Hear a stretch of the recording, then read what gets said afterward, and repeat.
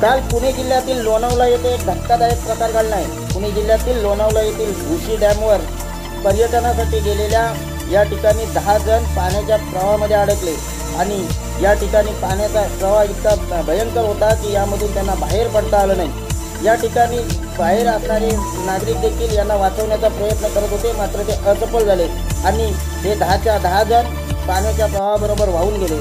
मात्र यातील 5 जणांना वाचवण्यात यश आलं असलं तरी या ठिकाणी दोन महिला आणि लहान 3 बालकं या ठिकाणी वाहून गेलीत आणि ते मृत्यू झाल्याची दुःखद घटना समोर आली।